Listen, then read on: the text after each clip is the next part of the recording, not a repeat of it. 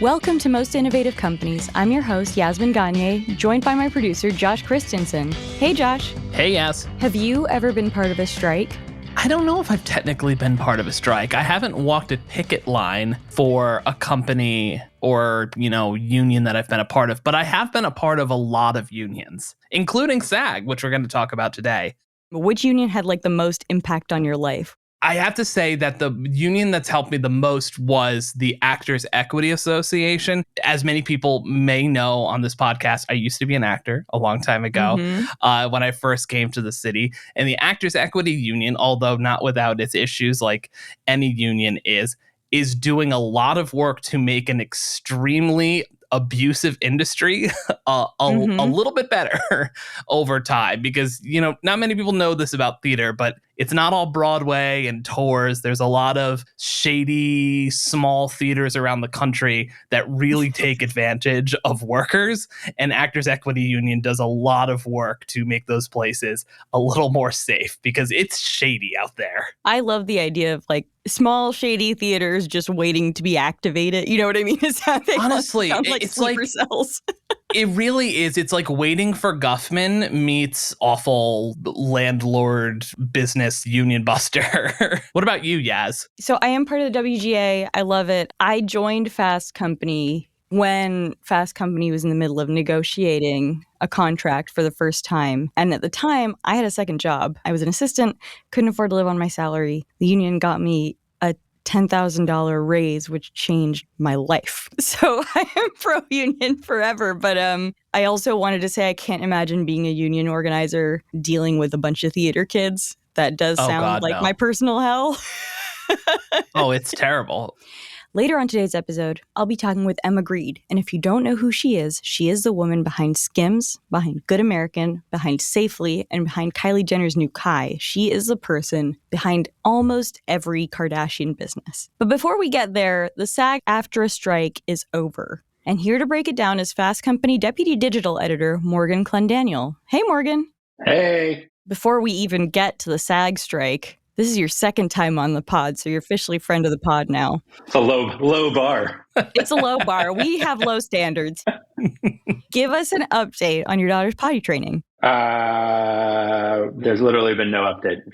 We've regressed. Nothing's happened. She loves to sit on there. She doesn't like to do anything on there. It's one of her favorite places to sit. We'll get there. Not trying to give her any sort of complexes. So we'll figure it out. She has 8 months before preschool starts, and she needs to nail it by then. You don't want to become like a tiger dad. Well, one thing you sort of start to understand about parenting is whatever you do is probably going to mess them up in some way. So I'm sure my seemingly friendly potty training will also have some horrible downstream effects. But what can you do?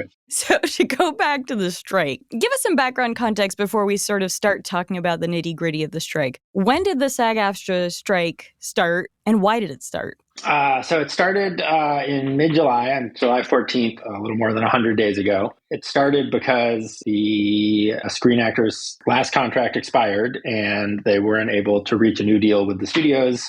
So instead of just continuing to bargain uselessly, they went on strike to show the studios how serious they were about the new contract. They've been out of work since then, picketing the studios. No actors have been allowed to do publicity for their movies, which is why maybe you haven't seen people on talk shows as much. As they are on strike, their bargaining committee was continuing to meet with the studios, and they finally reached a deal. Now it's going to go before the members. A thing that often happens in union negotiation coverage is that the news reports that the deal is done, but actually the union members get to vote on the deal, and they have not done that yet. But the SAG board mostly positively to endorse it. I think it was an 86% of them. Now it's before the members, and they will decide if they want to accept it. Now, tell me what it takes to get to the point of a strike. You were just saying negotiations fell through. The strike happened. How much buildup is there? There's a lot of buildup. There's a lot of getting your members ready to strike. Obviously, they're going to be out of work, so they have to, prepare to lose that money. A lot of unions have strike funds that help support people, but it's definitely not your full salary. Much like the contract, the union members vote on going on strike. So, what often happens is as negotiations are going, sort of a good point of leverage for the union is to take a strike authorization compensation vote, which sort of shows the companies that you are ready to strike, and SAG did that, and I forget what the actual number was, but it was somewhere in the 90% of their members voted to say they were willing to go on strike, and then the contract expired and they walked out. Sometimes a union will continue negotiating under the terms of their old contract if they are feeling confident that it's close, but clearly SAG was not. And important to note that the writers were on strike at the same time. So the writers and actors were both pushing to fix a lot of the inequities in show business contracts, and we're really focused on some upcoming problems. AI was a huge thing, and what streaming is doing to their compensation was another major thing. So sort of rethinking the contracts for the modern age. There was a viral clip a while ago, I think, from a Disney Channel original movie with the crowd made of AI that looked totally insane. Tell me about the agreement that they've reached or almost reached. Like, what protections are there? We actually haven't seen the full agreement yet because the member still has it. And as far as I know, it has not leaked. But, the union is saying that there are pretty strong AI protections. I believe that some things that have come out are actors will have to consent before the studio can make a digital copy of them and use it. I will say that Justine Bateman, the actress who has been sort of very vocal about AI protections, has come out and said that she doesn't think the deal is adequate in those areas. So I think, will remain to be seen whether the members agree or not. So let's talk a little bit about, obviously, the sort of person who's been leading this strike to some extent, Fran Drescher, the nanny. She is sort of an odd figure to me for so many reasons, partly because she's like kind of an anti-vaxxer or sort of like on that spectrum. But tell me about her role in all this and what she's done. I mean, I think she's been pretty impressive. SAG is always funny because it's like there's like a famous actor who's running it. Yeah. I think I don't have the whole list, but I think she was like running against Matthew Modine or something. It's a weird union in that way. But I think Fran Drescher has been like very out front, very in the studio's faces. She was really throwing some haymakers at Bob Iger. Bob Iger said, I think we talked about this last time I was on the podcast, Bob Iger made some sort of egregious statements about how easy the writers and actors' jobs are. And she really came out firing a strong message about how much money Bob Iger makes and how absurd it is. I think you can sort of tie that into, we saw Sean Fain at the UAW, which just won new contracts after going on strike, doing all these press conferences in a Eat the Rich shirt. I think we're seeing more and more unions sort of get in the face of the CEOs about their compensation and sort of making a strong sort of 1% versus 99% argument that I think is sort of historically argument for unions, but sort of new versus sort of the previous generation of a lot of these union leaderships and negotiation tactics. So let's talk a little bit about union participation more broadly. I feel like maybe it's just because I work at Fast Company and I read your wonderful cover story about the woman from the flight attendants union. Sarah Nelson. About Sarah Nelson. It seems like unions are more or are increasingly in the news and part of the conversation. Has union participation actually risen? So interestingly, I think you're right. We're seeing a lot of stuff in the news. I think because there was this UAW strike, obviously, when the famous actors are on strike, that generates a lot of headlines. Union participation is not up. I think it's basically flat. But, I do think the unions would say this, specifically that Sarah Nelson would say this, winning begets more winning, right? And so I think everyone is really hoping that as people see the auto workers getting these good deals, see the writers and actors shutting down Hollywood and then signing new contracts. There was a big union fight at John Deere a few years ago where that was in the news a lot. The UPS workers, obviously, there was like a lot of worry that they were going to go on strike and shut down the economy, and instead they got a great deal. So the unions would say that seeing all these examples of worker power will build more worker power as other people want the benefits of being in the union. That obviously remains to be seen in the numbers, but certainly there have been a lot of successes recently. I think, and partly because I have some friends and former colleagues and acquaintances who are in the Writers Guild, and obviously as most of you are, and in the Actors Guild, I've been following this pretty closely, and I think this is a pretty important moment for workers writ large, talking about winning begetting winning, because we're only moving further into gig-based work, into the gig economy as been put out there, and acting and writing are gig-based work. So it's important that these unions get it right in regards to SAG and the WGA, because there's going to be more need for collective bargaining for gig workers. And it's tough, it's thorny to negotiate those particular types of deals. So this is vaguely about workers' rights, but I think it's worth making a stop to talk about the sort of ridiculous things that have occurred because stars can't promote their movies. Obviously, some movies have just been moved down the schedule. I'm devastated that Challengers is not coming out sooner.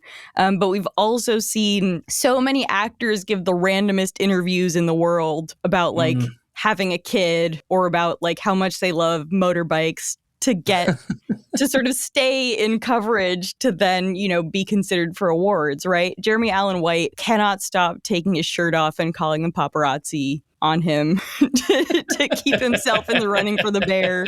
And Martin Scorsese has been all over the place because none of the stars from Killers of the Flower Moon can actually come out and talk about their own movie. I don't know if people remember the last writer's strike. You might be too young. No, I remember Jon Stewart talking about it, which is like a true time capsule. Yeah. Conan just kept doing his show, but it was literally just him ad-libbing. And it got pretty crazy. This strike, all the late night people decided to just not do their shows, which was probably good. But if you can go back on YouTube and find some of the Conan strike shows from the last one, they are truly spectacularly weird. There were like weird moments like that, like the Tony Awards this past year. They went on with the Tony Awards with no writers, and they made this whole big thing. And they had Ariana DeBose hosting, who actually did well, but everyone watched because we're like, oh God, what is Ariana DeBose going to do? Because it was right after her BAFTA. Never forget. Her BAFTA thing, which was wild. So she hosted the BAFTA, did the weird spoken word rap thing, and then we're like, Josh has plans to do one of those about current events for our end of year episode. God, yes. Nope, so that's not gonna happen at all, but maybe I'll start writing it now. Sam Altman did the thing. Sam Altman did the thing. Sam Bankman-Fried, my nerdy king. I have this conspiracy theory about the Tonys that they actually happen multiple times per year, and people just pretend. That's so true. They're always coming up. It honestly always feels like I get like a push alert from the Times. It's like the Tonys are tonight. That's so accurate. I feel that way about the Emmys specifically. Yes, also the Emmys. It's all the award shows. They do them 3 or 4 times a year, and we just all do an Emperor's New Clothes thing where we pretend that there hasn't been one like 3 months before. I love this conspiracy theory. I'm all for this. I don't want to be super rude, but the amount of random people I've met who are like, oh, I have an Emmy. I'm like, well, what? because there's so many different Emmys. There's local Emmys. There's daytime Emmys. There's that's bullshit. Like the primetime Emmys. There's like Spanish language Emmys. They're podcast Emmys? There aren't podcast Emmys, but there are a billion podcast awards out there as well. Yeah, it's all so fake. It's a PR thing. I mean, it gets you more money if you get awards. Like awards shows are just PR. So just in terms of like talking about the precedent that this strike set, like, you know, you said winning begets winning. I'm curious what you can say about like any other strikes that are coming up.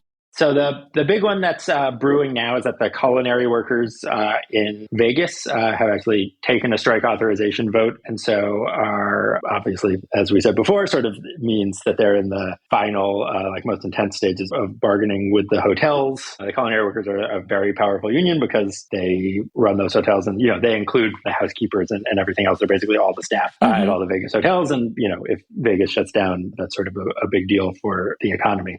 So yeah, that is a big one to keep an eye on. We're going to take a quick break, followed by my interview with Emma Grede.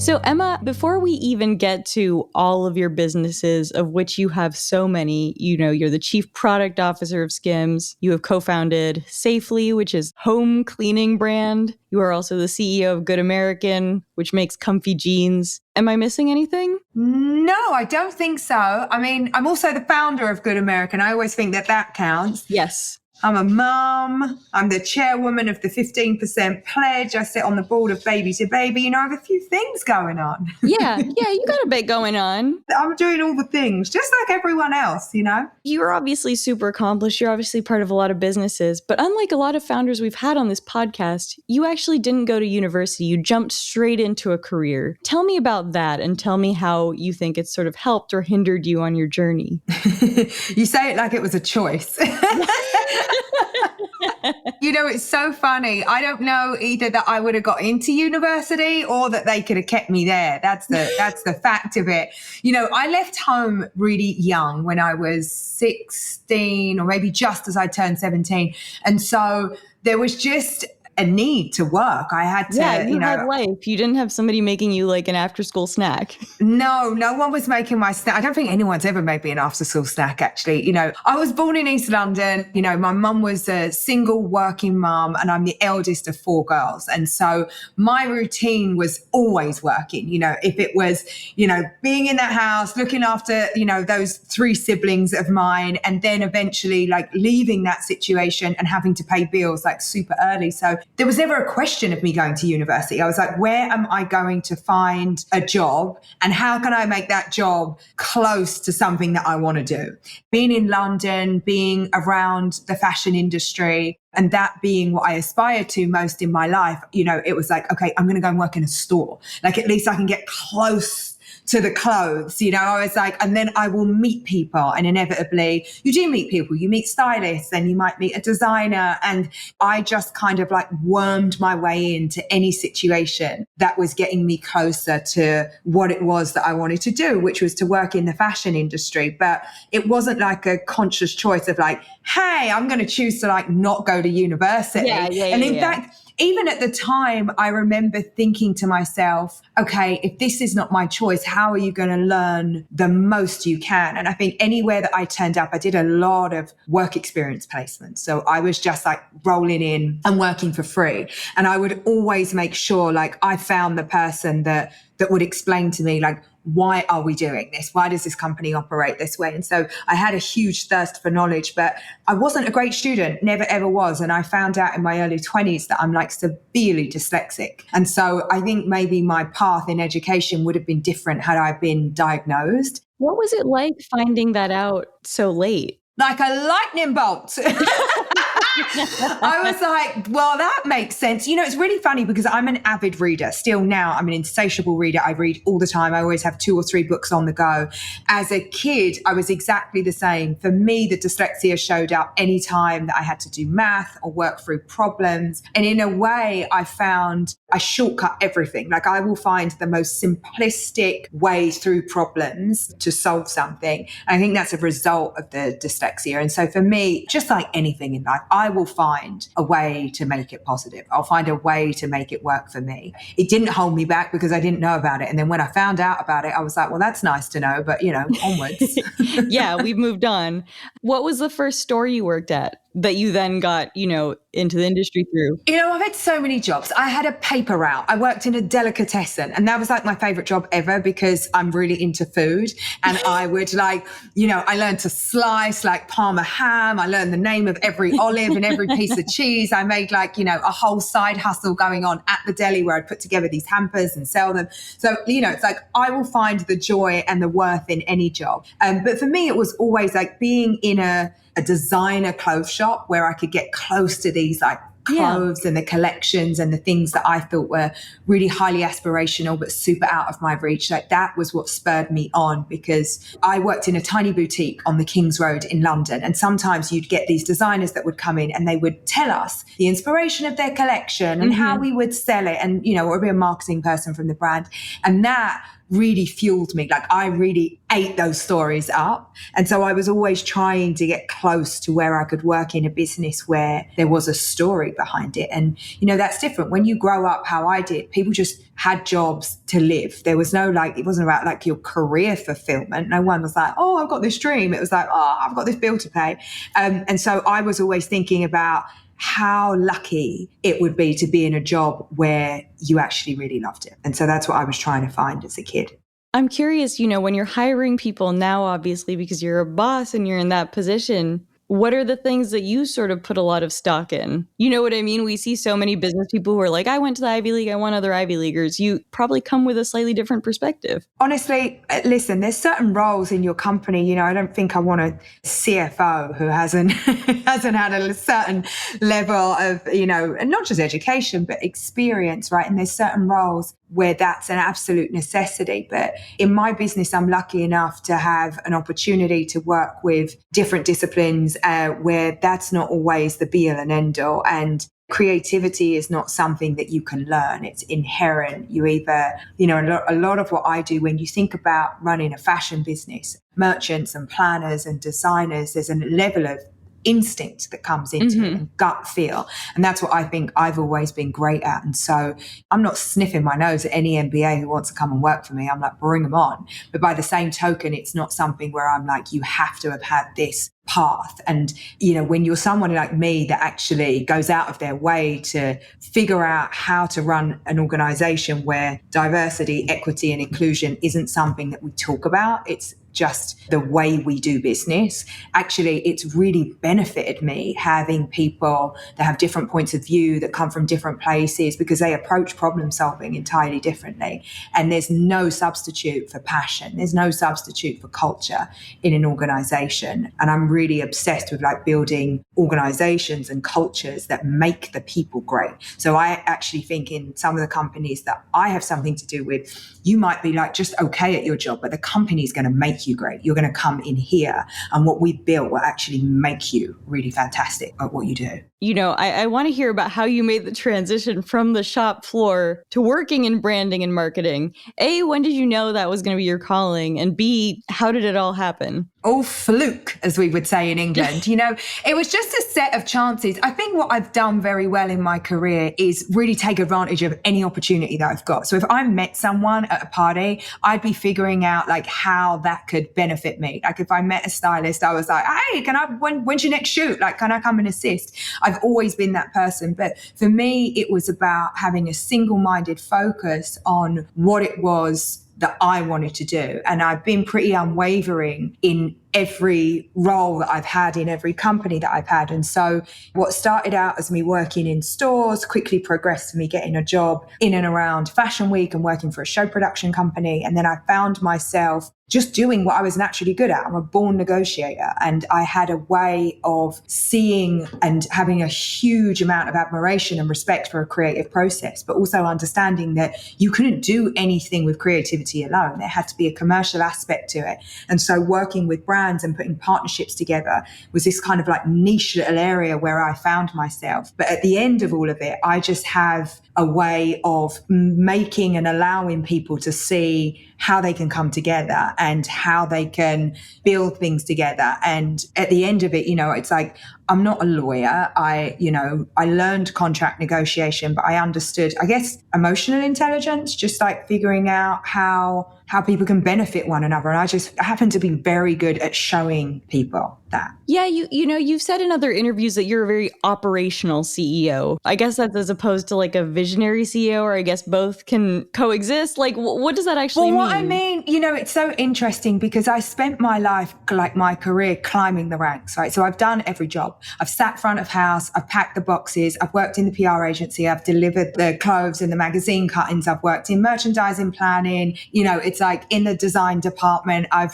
scratched in e-com. And what I mean is that I know enough to know what I don't know. And I've kind of been around the organizations and tried a little bit of everything. And, when I talk about being an operational CEO, that is to say that I am one and part of the company, right?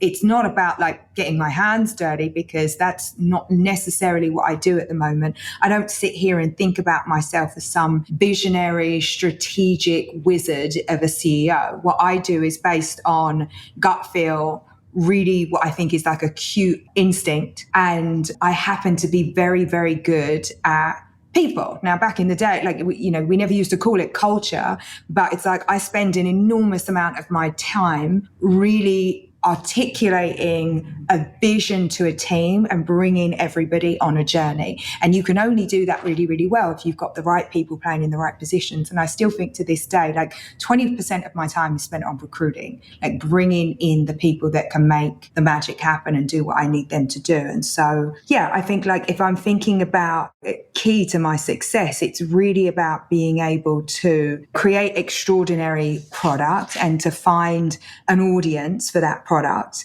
But really, it's about building best-in-class organizations. And I think that that's what I've done really well. I have to ask you, because I ask pretty much every guest we have from the fashion industry, but do you have any horror stories? Horror story, or like failures? Not just like failures in your career, but also I feel like working in fashion when you're the person packing the boxes can lead to a lot of crazy stuff. You know what I mean? Oh my God. I mean, listen, I worked in a time where people could ask you to do anything. Like there was no one was like, oh my gosh, how long's that girl been here today? Like they would like, I remember I used to work in this production company, and my job was to lay the carpet before the film premiere. So you would be in Leicester Square in the centre of London at 4 a.m. And let me tell you, when the clubs empty out and everybody's gone home, the bedraggled and bestraggled people in Leicester Square are not where you want to be when you're like an 18-year-old girl just trying to get your carpet down. I would like physically move people. Yeah. And then the barrier men would come and they'd be all like, oh,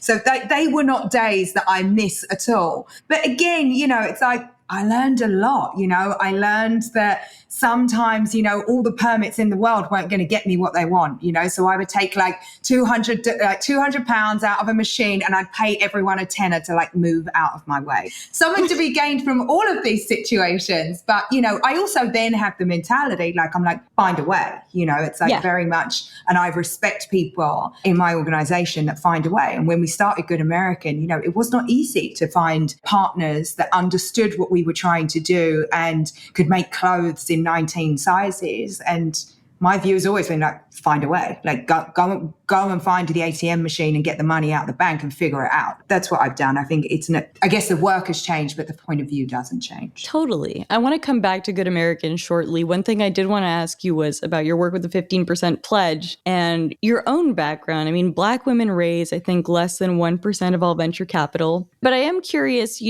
whether you feel like it's been harder for you and whether you think things are changing. Well, I think it's a great question. And I always like to be very honest about this. I started my career in England, in London. And I was very, very lucky to find the type of partners that I did. I essentially got a job, and then in that job found that there were people within that company willing to invest in me to start my own thing. So I had a little bit of a different start. It's not like I had a pitch and had to go around and find people to invest in it. I think the realities of the climate, and you say it completely yourself, is that if you are a woman, and certainly if you are a woman of color in this country, you're going to have a much harder time than a white man coming out of one of the Ivy Leagues in finding some type of investment opportunity. And for me, we can complain all day long. We can spout off different stats, but I'm a person that enjoys action and I really enjoy impact. And so the 15% pledge was really about a means to an end for me. For those that don't know, the 15% pledge, it's essentially a racial equity and economic justice nonprofit. And we're calling on major retailers all over this country to help create sustainable and supportive ecosystems for Black owned businesses. And more than that, but for the businesses to really thrive. 2025. And we do that by asking these retailers to dedicate 15% of their shelf space to Black-owned businesses. And we want those brands and those businesses to completely reevaluate the way that they work to create greater equity for Black-owned businesses. In just over 3 years, we've created a $14 billion pipeline of opportunity for Black-owned businesses. And this is through the likes of, Sephora, Nordstrom, Ulta, Moda Operandi, Macy's. They've all signed the pledge. And they're doing incredible things for those businesses. And, the pledge is very simple. We want to connect Black-owned businesses to capital and to customers and to community.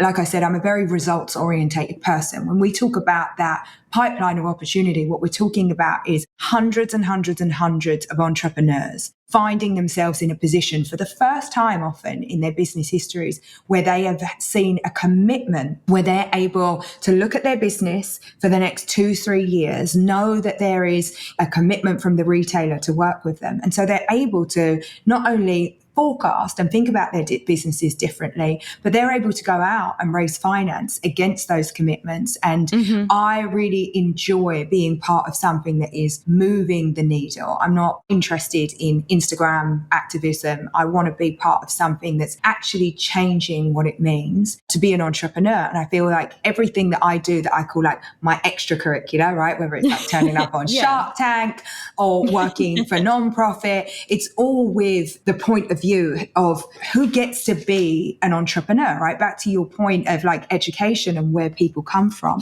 But if you think about it, for a long time, there's been a prerequisite for who gets to play in the game of starting companies, founding companies, funding companies, growing companies.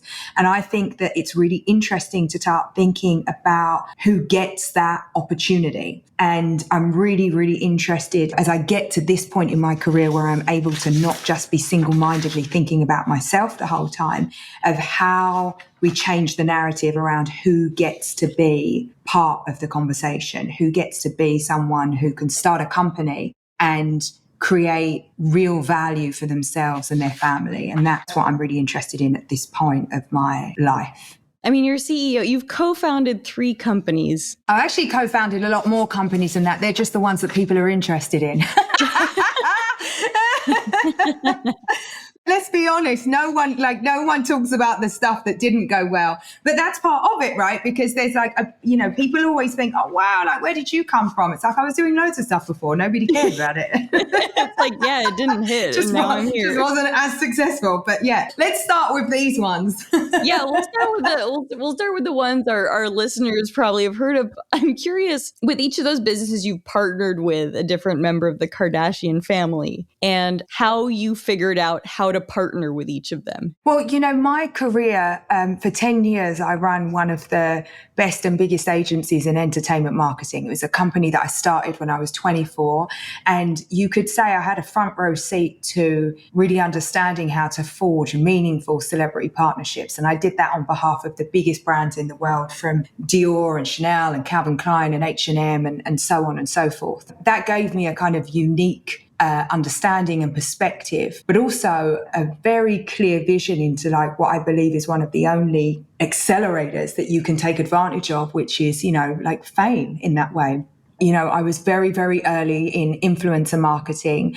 And, I think that we've seen enough celebrities create brands and fail, or create brands and not have success, like Good American and Skims and Safely, to know that it isn't talent alone that are going to propel a brand. And I see myself first and foremost as a product person. And so when I think about any business, it's never about who am I going to partner with? It's what problem are we solving for? What are we trying to do? And how do we uniquely align that with the right individual, if that's what I'm trying to do at the time? And so with Good American, that was an idea and a response I had to having worked in the fashion industry for so long, where there is this kind of very narrow beauty ideal, a very narrow body ideal. And yet we know the reality of customers. Like, most people don't look like those girls in the campaign. And so it wasn't, particularly absolutely major brainwave to think like, wouldn't it be interesting if we made clothes in like lots more sizes? Maybe there'd be lots more customers and lots more people we could sell to.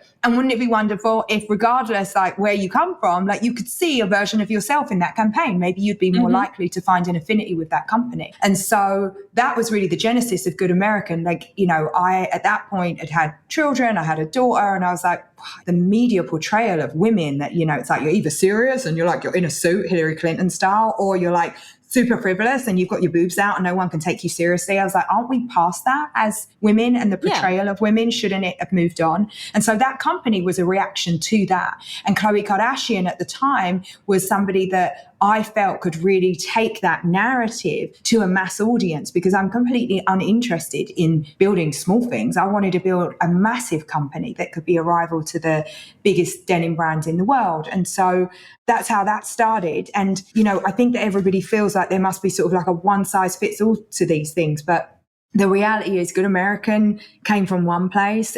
Kim had an idea of a brand that she wanted to create. You know, she's had, you know, I think we've all seen photos of Kim over the years with various concoctions of undergarments. And so she was like, you know, I'd like to do this. We happen to be good partners for her to do that.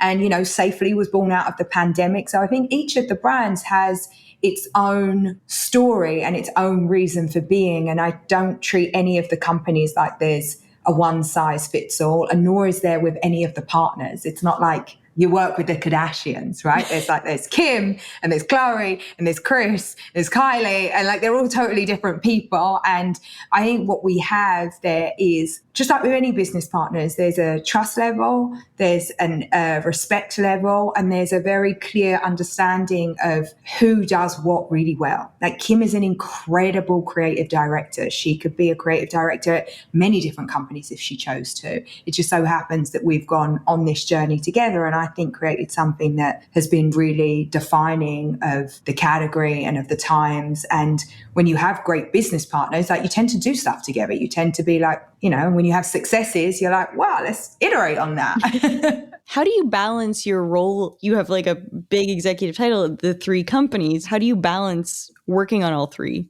I think that the idea of balance, and this is, you know, for most women, it sounds boring because I say the same thing all the time, but I don't know the last time like I felt imbalanced. Like, you know what I mean? I'm a Libra. It's like, I think about, first of all, you know, I play very different roles in each of the companies. I'm not the CEO of Skims. I'm the CEO of Good American, and I have an incredible CEO that runs Safely. And I work in different capacities in each of the companies. When it comes to balance, it's really about playing where my strengths are and, you know, hiring the absolute best people and then getting out of their way. That's always been my philosophy. But I think most importantly, you know, and especially for women that are in positions where, you know, it's like, you're not just like, your job is like not the only thing you do. I'm a mother of 4 kids, and, you know, I take very, very seriously and a lot of time working in the nonprofit side of what I do.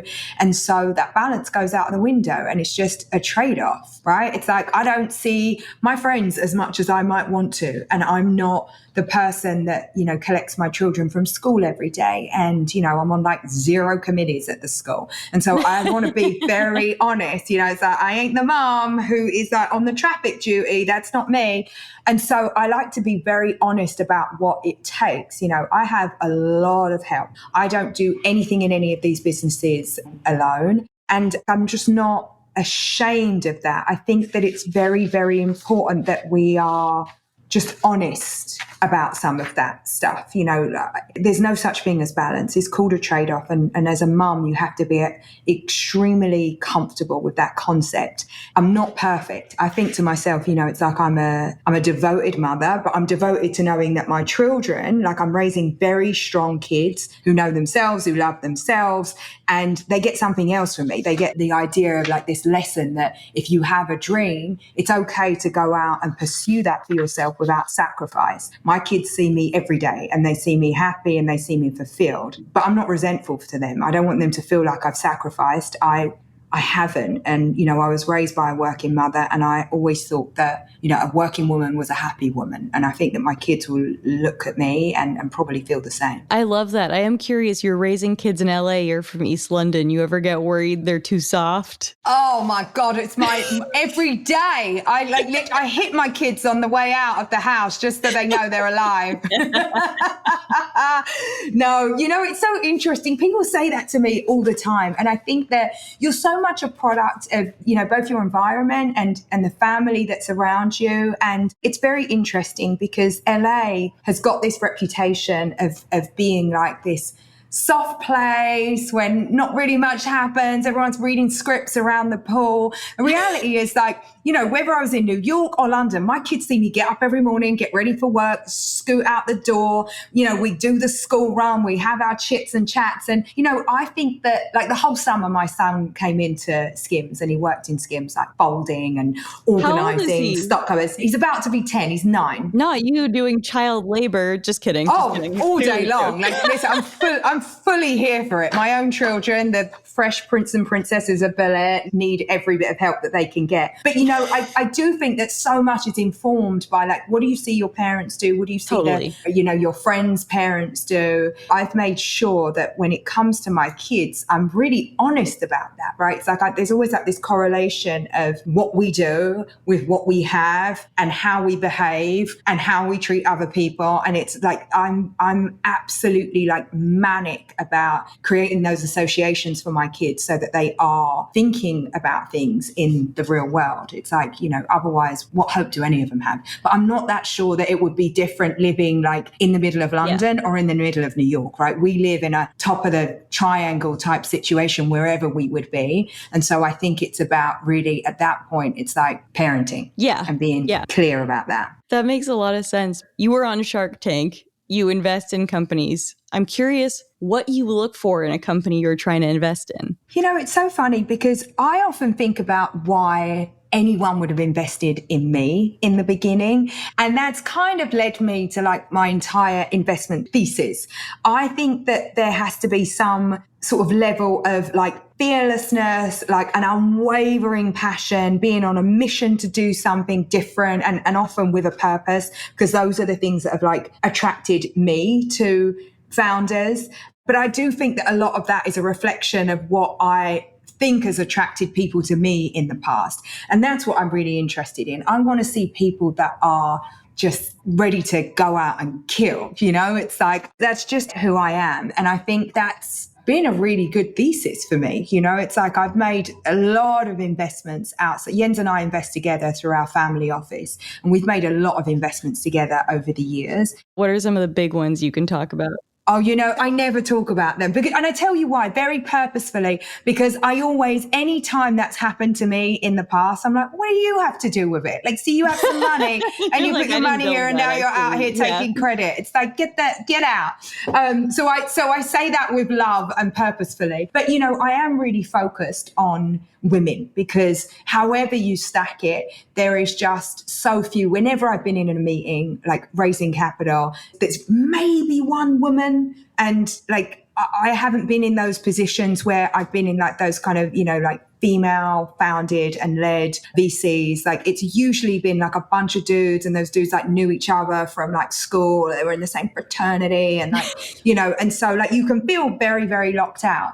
And so I'm really trying to honestly and literally put my money where my mouth is and make sure that I'm investing not just in what comes across my desk because I have access and I can get in on those things that would have eluded me 6 years ago, but it's actually being very purposeful with who wouldn't get the opportunity? And being who I am and coming from where I'm coming from, do I see something in that person, that idea that actually might be missed by a more traditional investor? They've been the investments that I've seen the best growth in, maybe because everybody else overlooked what would otherwise be a very obvious opportunity. Well, this was great, Emma. Thank you so much for coming on our podcast. Thank you. Honestly, this was so lovely. Okay, we're back with Morgan, and it's time to wrap up the show with Keeping Tabs. This is where each one of us shares a story, trend, or company we are following right now. And Morgan, since you're our guest, what are you keeping tabs on? This is not really a story or a company. I guess it's a story. So New York Mayor Eric Adams, one of the My man. greatest people in politics right now, he has a saying that I guess he says a lot, but I first heard it this summer where he says, "Let your haters be waiters when you sit down at the table of success." I forgot. I do remember this. Which is that sounds like a Real Housewives title sequence line. And so since I heard it this summer, I've been saying it a lot. So Eric Adams now is apparently under investigation by the FBI for some campaign finance stuff. They just seized his phones. So in being asked about this by the press, Eric Adams has said multiple times, now wait before you hate, which I have spent a long time trying to figure out the sort of cosmology of where haters and waiters go when the haters have to be waiters at the table of success, but you also must wait before you hate.